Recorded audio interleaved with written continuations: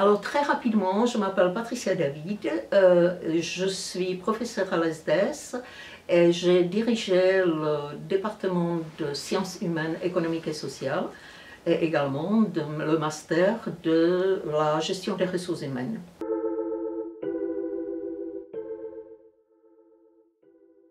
Alors ce premier chapitre met en évidence le parcours de l'ESDES dans le domaine de la responsabilité sociale de l'entreprise et de ses relations avec son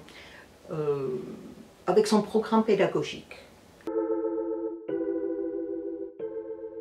Mais l'ESDES a été fondé en 1987 par un groupement de responsables économiques locaux qui souhaitaient avoir des professionnels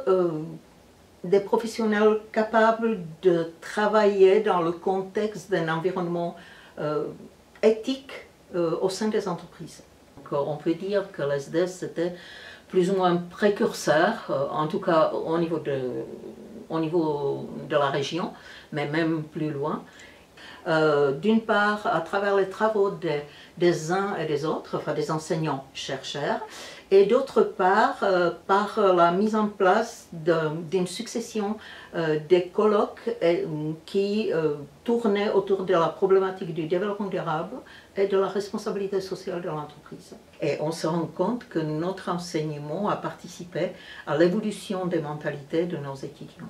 Et des entreprises aussi, parce qu'effectivement nos étudiants entrent dans les entreprises en tant que porteurs d'un regard nouveau et d'un regard, disons, plus dynamique, avec un pas de côté par rapport à ce qui se passe dans l'entreprise et apportent des solutions innovantes. Et c'est ce que les entreprises attendent de la part des nouveaux arrivants diplômés de l'ESDES.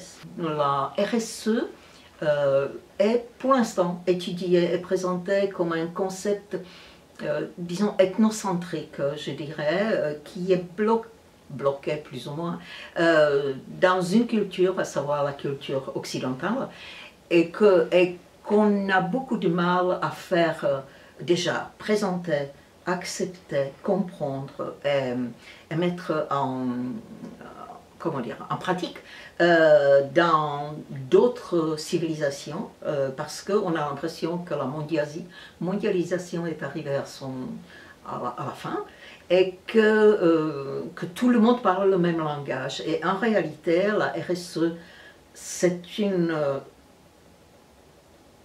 un concept très complexe et mais qui permet une déclinaison en fonction des différentes cultures dans les différents pays.